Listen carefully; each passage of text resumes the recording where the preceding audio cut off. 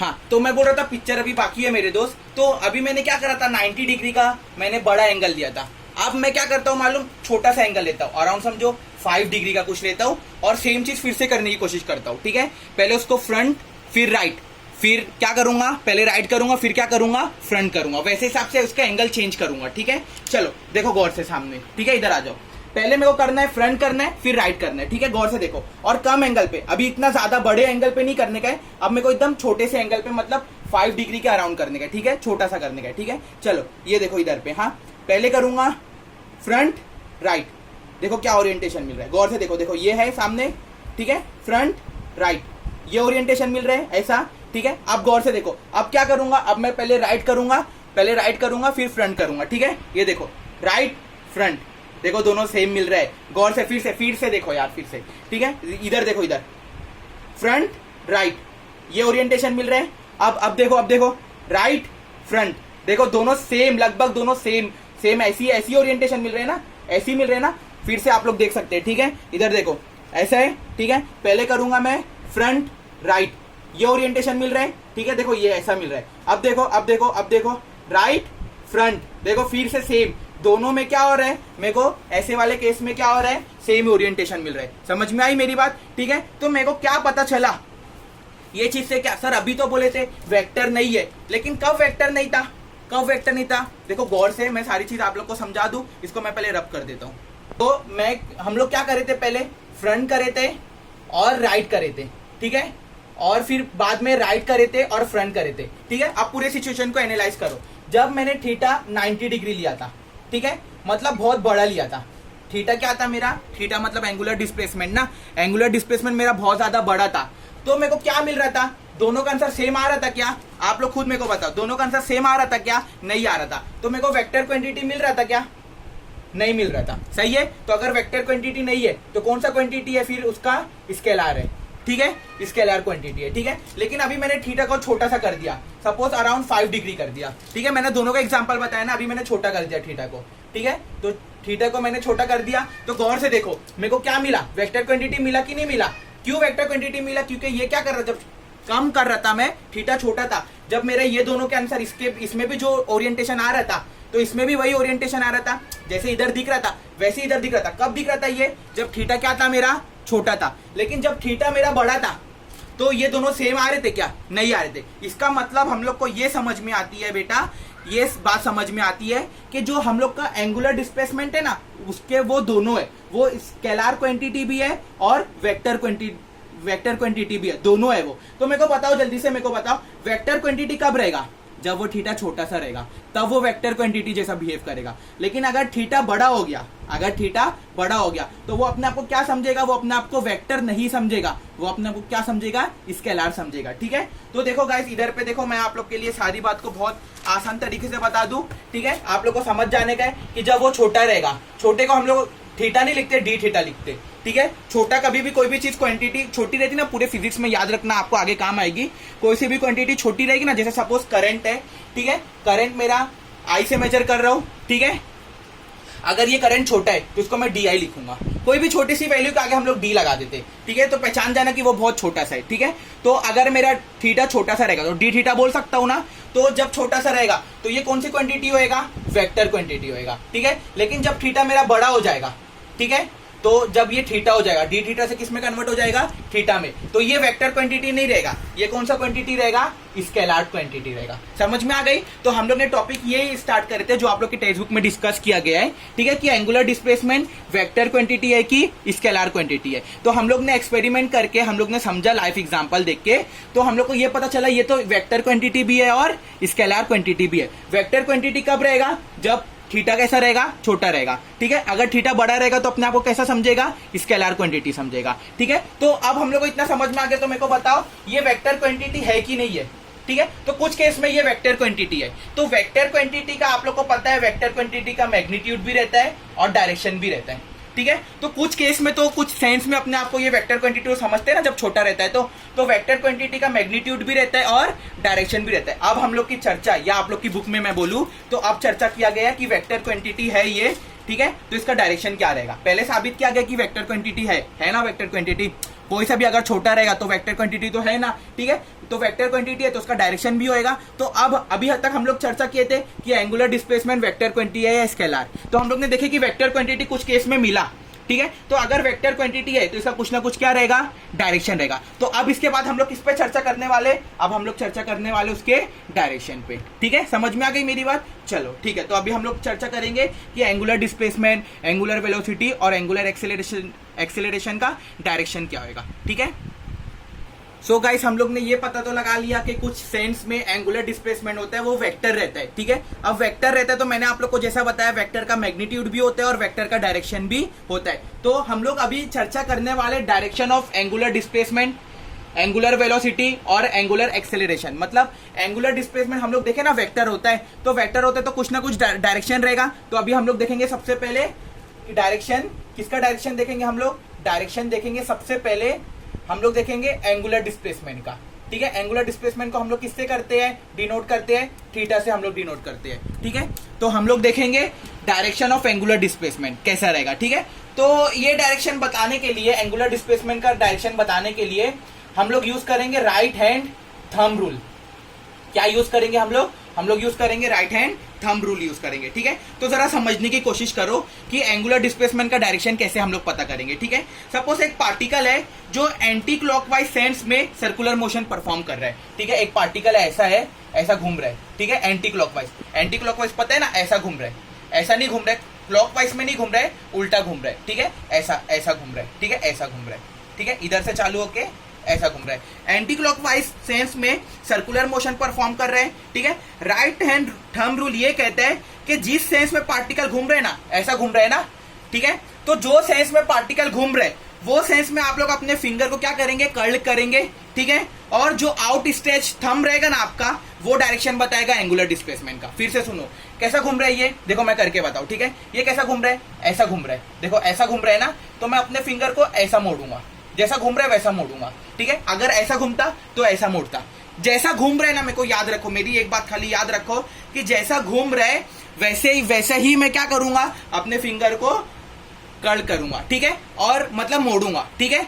और जो मेरा आउट स्ट्रेच थंब है ना, ये बाहर का थंब, तो ये मेरे को डायरेक्शन किसका बताएगा, ये मेरे को डायरेक्शन बताएगा किसका बताएगा, एंगुलर डिस्प्लेसमेंट का बताएगा। तो देखो हम लोग करेंगे, ठीक है। ये देखो ऐसा घूम रहा है, ऐसा घूम रहा है, तो मैं क्या करा, इसको ऐसा मोड़ दिया, देखो ऐसा मोड़ दिया, तो आउट स्ट्रेच थंब किस तरफ जा रहे हैं, बाहर की तरफ जा रहे हैं। अरे देखो आप लोग की तरफ आ रहे हैं, देखो ऐसा मैंने इसको मोड़ा और ये आप लोग की तरफ बाहर जा रहा है। फिर से देखो ऐसा, क्यों ऐसा मोड़े, क्योंकि ऐसा घूम रहा है, तो ऐसा, तो बाहर की तरफ जा रहे हैं ना, तो ये जो बाहर की तरफ है ना, तो ये जो थंब है जो बाहर की तरफ आउट स्ट्रेच थंब है, तो ये किसका डायरेक्शन बताएगा, ये डायरेक्शन बताएगा बेटा एंगुलर डिस्प्लेसमेंट का। तो कहां पे हम लोग को डायरेक्शन मिला, ये ऐसा बाहर की तरफ मिला ना, तो अब बाहर की तरफ तो मैं बना नहीं सकता, तो सपोज मैं ऐसा बना लेता हूँ, आप लोग समझ जाना, ऐसा बाहर की तरफ है, ये बाहर की तरफ है, ठीक है।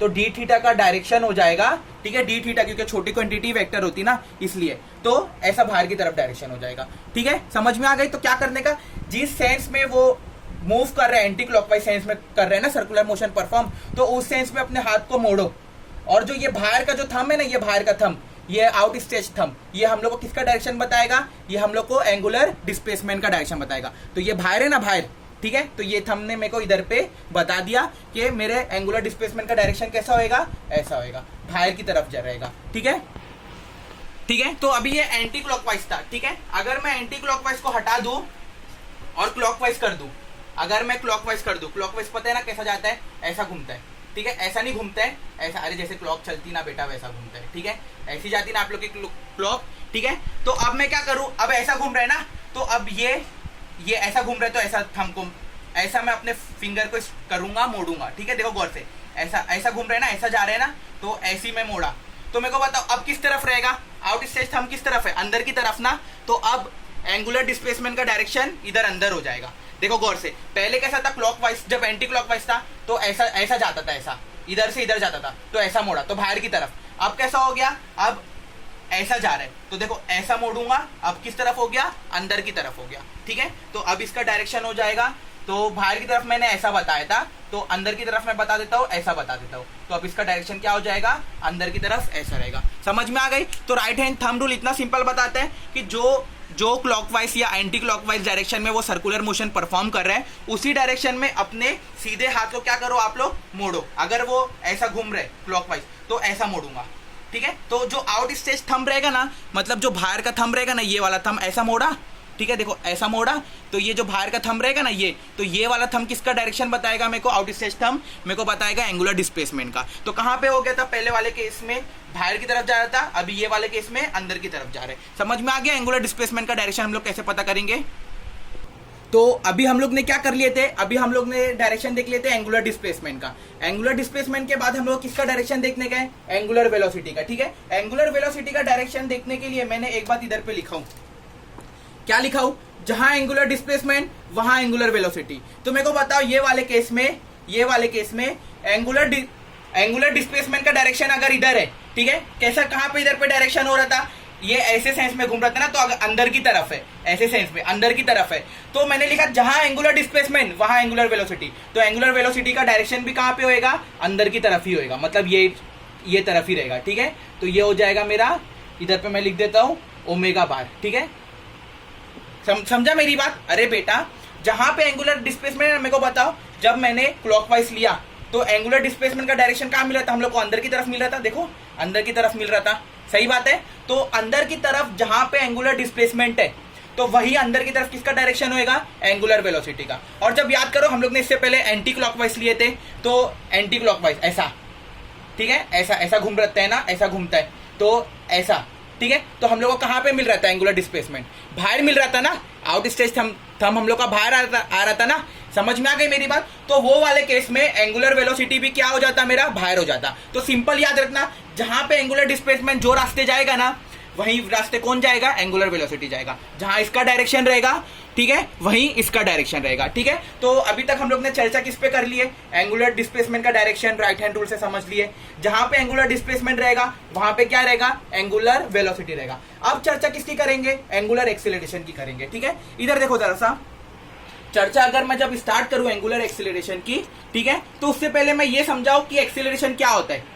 आप लोग को याद है, मैंने आप लोग को फर्स्ट लेक्चर में समझाया था डिस्प्लेसमेंट क्या होता है, कितना चला, वेलोसिटी क्या होता है, कितने स्पीड से चला, और एक्सीलरेशन क्या होता था कि क्या इसकी स्पीड चेंज हो रही है, कितनी स्पीड चेंज हो रही है। तो इससे तो मेरे को एक बात समझ में आ गई कि अगर कोई चीज कांस्टेंट घूम रही है तो उसकी स्पीड चेंज हो रही होगी क्या, नहीं चेंज हो रही होगी। तो वो टाइम में एक्सीलरेशन यूज कर सकता हूँ क्या, नहीं यूज कर सकता हूँ। लेकिन अगर वो चीज कम हो रही है या वो चीज क्या हो रही है, ज्यादा हो रही है, मतलब अगर उसकी स्पीड इंक्रीज हो रही है या अगर उसकी स्पीड डिक्रीज हो रही, तभी मैं एक्सीलरेशन यूज कर सकता हूँ या एंगुलर एक्सीलरेशन यूज कर सकता हूँ। अगर वो कांस्टेंट स्पीड से, अगर सपोज एक फैन है वो कांस्टेंट स्पीड से घूम रहे, तो उसकी स्पीड चेंज हो रही नहीं है, ना कम हो रही है ना ज्यादा हो रही है, तो वो वाले केस में एक्सीलरेशन का कॉन्सेप्ट आएगा क्या यार। एक्सीलरेशन क्या बोलते हैं, एक्सीलरेशन का सिंपल मतलब ये होता है कि स्पीड कितनी चेंज हो रही है, स्पीड कितनी चेंज हो रही है, या कम हो रही है या ज्यादा हो रही है। तो अगर एक फैन है वो कांस्टेंट स्पीड से घूम रहे, कांस्टेंट स्पीड से लगातार घूम रहे, तो उसमें एक्सीलरेशन का कॉन्सेप्ट नहीं आएगा। लेकिन अगर मैं फैन को बंद कर दूं, तो वो फैन की स्पीड क्या हो जाएगी, डिक्रीज हो जाएगी, एक्सीलरेशन का कॉन्सेप्ट तब आएगा, ठीक है। या तो बंद फैन था, उसको मैं चालू कर दिया तो वो धीरे धीरे तेज होने लगता है ना, तो उसकी स्पीड इंक्रीज होने लगी, तो एक्सीलरेशन का कॉन्सेप्ट तब आएगा। लेकिन अगर फैन कॉन्स्टेंटली घूम रहे, ना उसकी स्पीड बढ़ रही है ना उसकी स्पीड कम हो रही है, तो वहां पे एक्सीलरेशन का कॉन्सेप्ट नहीं आएगा। तो अभी तक हम लोग ने एंगुलर डिस्प्लेसमेंट का डायरेक्शन देख लिए, एंगुलर वेलोसिटी का डायरेक्शन देख लिए। अब मैं आप लोग को बताऊंगा एंगुलर एक्सीलरेशन का डायरेक्शन कैसे देखेंगे, ठीक है। उससे पहले मैं आप लोग को ये चीज बता दूं कि अगर कोई चीज कांस्टेंट घूम रही है तो वहां पे एंगुलर एक्सीलरेशन का कॉन्सेप्ट नहीं आएगा, ठीक है, वहां पे नहीं लगेगा वो कॉन्सेप्ट, ठीक है। चलो, तो अब हम लोग डिस्कस करने वाले हैं डायरेक्शन ऑफ एंगुलर एक्सेलरेशन पे, ठीक है। सपोज करो एक पार्टिकल है जो सर्कुलर मोशन परफॉर्म कर रहा है एंटी क्लॉकवाइज सेंस में, ठीक है। एक पार्टिकल है इधर से इधर जा रहा है, ठीक है, तो ऐसा जा रहा है। मेरे को बताओ एंगुलर डिस्प्लेसमेंट की कहां पे डायरेक्शन होएगा, बाहर की तरफ होएगा। तो अगर एंगुलर डिस्प्लेसमेंट बाहर है तो एंगुलर एक्सेलरेशन भी एंगुलर वेलोसिटी भी कहां पे होएगा, बाहर हो जाएगा। तो इधर पे बाहर ऐसा ले लेता हूं मैं, सपोज बाहर की तरफ है, तो डी थीटा मतलब एंगुलर डिस्प्लेसमेंट भी बाहर था, ठीक है। और हमारा ओमेगा मतलब क्योंकि हम लोग को पता है ना जहां पे डिस्प्लेसमेंट वहां पे वेलोसिटी, तो जहां पे डी थीटा रहेगा वहां पे क्या रहेगा, बाहर की तरफ हम लोग का क्या रहेगा, ओमेगा रहेगा। अब सवाल पैदा होता है कि एंगुलर एक्सेलरेशन की अल्फा की स्पीड क्या होगी, ठीक है। तो अभी हम लोग को उस पर डिस्कस करने का है, ठीक है।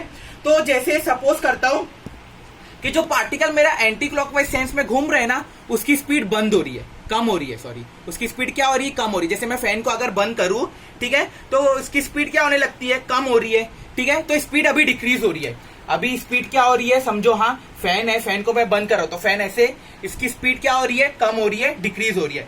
तो वो केस में जो एंगुलर एक्सेलरेशन का, अपने एंगुलर एक्सेलरेशन का डायरेक्शन रहेगा ना, तो इसके डायरेक्शन के अपोजिट रहेगा, ठीक है। याद रखना, angular displacement and angular velocity के डायरेक्शन के अपोजिट रहेगा। मतलब अगर ये ऐसा घूम रहा है और इसकी स्पीड डिक्रीज हो रही, तो मेरा एंगुलर एक्सेलरेशन का डायरेक्शन इधर रहेगा, इसके अपोजिट रहेगा, डी थीटा और ओमेगा। एंगुलर डिस्प्लेसमेंट इस तरफ, मतलब सपोज बाहर की तरफ जा रहा था ना, तो वो उसके अपोजिट अंदर की तरफ जाएगा, इतना समझो, ठीक है, अगर स्पीड डिक्रीज हो रही है तो, ठीक है। और अगर स्पीड उसकी इंक्रीज हो रही है, जैसे सपोज मैंने फैन को चालू किया, फैन को मैंने क्या किया, स्टार्ट किया, तो फैन की स्टार्ट में स्पीड क्या होती है, इंक्रीज होती है ना, तो जो इसका डायरेक्शन है ना, इसका डायरेक्शन मतलब एंगुलर एक्सेलरेशन का डायरेक्शन, अल्फा का डायरेक्शन, वो इसकी तरह रहेगा, सेम रहेगा।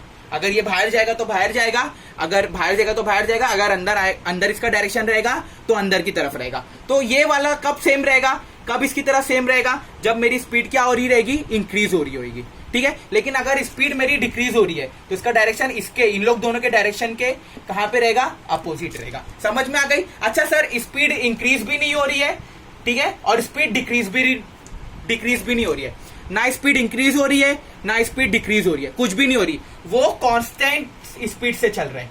फैन जो है मेरा, वो सेम स्पीड से लगातार रोटेट कर रहा है। तो वो वाले केस में मेरे को बताओ, एंगुलर एक्सेलरेशन का कोई डायरेक्शन रहेगा क्या? अरे भाई, अभी तो मैंने समझाया था, वो वाले केस में एक्सेलरेशन रहेगा ही नहीं। एक्सेलरेशन का मतलब यही होता है कि कितनी स्पीड चेंज हो रही है। अगर फैन कांस्टेंट चल रहा है तो उसकी स्पीड चेंज हो रही है क्या? नहीं हो रही। तो वो वाले केस में एक्सेलरेशन का कॉन्सेप्ट नहीं रहेगा। एक्सेलरेशन का कॉन्सेप्ट कब रहेगा?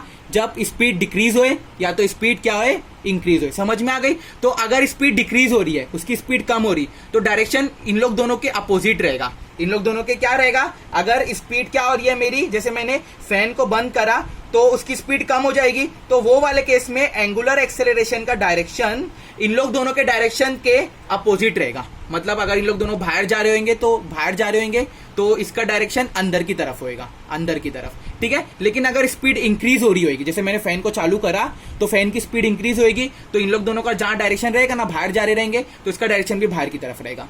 सेम ये वाले केस में रहेगा और अपोजिट ये वाले केस में रहेगा। और अगर कांस्टेंट घूम रहा रहेगा तो उसकी कुछ भी वो डायरेक्शन नहीं रहेगा, क्योंकि वही नहीं रहेगा तो उसका डायरेक्शन क्या रहेगा। ठीक है। तो ये जो तीनों कॉन्सेप्ट है जो आप लोग की टेक्स्ट बुक में अच्छे से डिस्कस किया गया है, एंगुलर डिस्प्लेसमेंट, एंगुलर वेलोसिटी और एंगुलर एक्सीलरेशन, तीनों के डायरेक्शन क्या रहेगा मैंने सब बता दिया। एंगुलर डिस्प्लेसमेंट का डायरेक्शन के लिए कौन आएगा? राइट हैंड थंब रूल आएगा। जहां पे घूम रहे हैं वहां पे हम लोग क्या करेंगे, फिंगर को ऐसे करेंगे और जो आउट स्टेज अपना थंब रहेगा वो हम लोग को डायरेक्शन बताएगा। ठीक है। एंगुलर वेलोसिटी का डायरेक्शन इसके डायरेक्शन की तरह क्या रहेगा? सेम रहेगा। जो इसका डायरेक्शन है इसका डायरेक्शन वही है। इधर पे क्या रहेगा? एंगुलर एक्सीलरेशन में दो केस हो सकते हैं, स्पीड या तो डिक्रीज हो सकती है या तो स्पीड क्या हो सकती, इंक्रीज। अगर डिक्रीज होगी तो अपोजिट डायरेक्शन रहेगा। इन लोग दोनों के मुकाबले में इसका डायरेक्शन अपोजिट रहेगा जब डिक्रीज होगी तो। ठीक है। और जब इंक्रीज होगी तो इसका डायरेक्शन भी क्या रहेगा? इन लोग दोनों के साथ क्या रहेगा? सेम रहेगा। तो मैं उम्मीद करता हूं कि डायरेक्शन को लेके जो भी मैंने डिस्कशन अभी किया हूं, ये सब आप लोग के दिमाग में एकदम पूरी तरीके से बैठ गया होगा। ठीक है। तो इसके बाद अभी हम लोग को टॉपिक करने का kinematical equation for angular motion. ठीक है। चलो, तो गाइस नेक्स्ट टॉपिक अभी हम लोग पढ़ने वाले हैं kinematical equation for angular motion. ठीक है। अभी हम लोग ने लीनियरली मेजर नहीं कर सकते थे तो हम लोग ने एंगुलर वाला कॉन्सेप्ट लाए। ठीक है। तो उसके लिए जो काइनेमेटिकल इक्वेशन बनेगा ना, अरे जो न्यूटन साहब ने इंट्रोडक्शन में 3 इक्वेशन बनाया था ना, तो वो लीनियर के लिए था। तो वही इक्वेशन हम लोग को एंगुलर मोशन के लिए बनाने के। तो ये कब ये यूज होएगा, तो इसका रूल याद रखो, जब भी हम लोग की अल्फा की वैल्यू कांस्टेंट रहनी चाहिए तभी मैं ये काइनेमेटिकल इक्वेशन लगा सकता हूँ। मतलब एंगुलर एक्सेलरेशन मेरा कांस्टेंट रहेगा तभी हम लोग ये इक्वेशन लगा सकते हैं। अगर मेरा अल्फा कांस्टेंट नहीं है तो मैं ये इक्वेशन नहीं लगा सकता। तो ये इक्वेशन लगाने के लिए हमेशा एक रूल है कि हमारा एंगुलर एक्सेलरेशन क्या रहना चाहिए? पूरी तरीके से कांस्टेंट रहना चाहिए। ठीक है। चलो मैं बताता हूँ। ये देखो एस क्या होता था मेरा? एस ये लीनियर डिस्प्लेसमेंट होता था। तो इधर पे पहले लिख देता हूँ, लीनियर वैल्यू इधर पे आएगी, ठीक है, और एंगुलर वैल्यू इधर पे आएगी। ठीक है। समझने के लिए आप लोग के लिए लिख लेता हूँ, फिर टेबल बना लूंगा। ठीक है। एस क्या होता था मेरा? एस लीनियर डिस्प्लेसमेंट होता था। ठीक है। थोड़ा सा और अच्छे से बना लूं, जरा सा मैं इधर पे लिख देता हूँ, लीनियर लिख लेता हूँ। ठीक है। इधर पे लीनियर लिख लेता हूँ। ठीक है। और इधर पे सबका नाम लिख देता हूँ, डिस्प्लेसमेंट। ठीक है, लीनियर डिस्प्लेसमेंट क्या होता है मेरा, लीनियर डिस्प्लेसमेंट एस होता है। एंगुलर डिस्प्लेसमेंट क्या होता है मेरा, थीटा होता है। समझ में आ गई मेरी बात? ठीक है, चलो इतना तो कॉन्सेप्ट क्लियर है। इनिशियल वेलोसिटी, इनिशियल वेलोसिटी, ठीक है, इनिशियल वेलोसिटी होता है मेरा यू, यू से इनिशियल वेलोसिटी को डिनोट करते हैं। और एंगुलर में इनिशियल वेलोसिटी होएगा मेरा ओमेगा नॉट, क्या रहेगा मेरा, ओमेगा नॉट रहेगा। ठीक है, समझ में आ गए, इनिशियल वेलोसिटी यू रहता है। ठीक है, एंगुलर वाले केस में ओमेगा नॉट रहेगा इनिशियल वेलोसिटी। ठीक है, फिर उसके बाद फाइनल वेलोसिटी। ठीक है, तो फाइनल वेलोसिटी हम लोग को पता है, लीनियर वाले में फाइनल वेलोसिटी v रहता था, लीनियर वाले में फाइनल वेलोसिटी क्या रहता था, v रहता था। ठीक है, एंगुलर वाले में फाइनल वेलोसिटी मेरा ओमेगा रहेगा, इनिशियल u, तो इसमें एंगुलर में omega naught. Final velocity v से अरे लीनियर में v से डिनोट करता था ना फाइनल वेलोसिटी को, एंगुलर में इसको ओमेगा से डिनोट करूंगा। खाली लीनियर में किससे डिनोट करते थे, इधर लिखा हूं, एंगुलर में किससे डिनोट करते थे, इधर लिखा हूं, ताकि तुम लोग को सारी चीज समझ में आ जाए। ठीक है, मेरे को बताओ एक्सेलरेशन, एक्सेलरेशन, ठीक है, किससे डिनोट करते थे लीनियर वाले केस में, लीनियर वाले केस में एक्सेलरेशन किससे डिनोट करते थे, ए से करते थे ना, और एंगुलर वाले केस में एक्सेलरेशन किससे करेंगे, अल्फा से करेंगे। समझ में आ गई मेरी बात? ठीक है, तो डिस्प्लेसमेंट लीनियर वाले में एस से करते थे, एंगुलर में थीटा से करेंगे। इनिशियल वेलोसिटी लीनियर वाले केस में, मतलब नॉर्मल वाले केस में यू से करते थे, इधर ओमेगा नॉट से।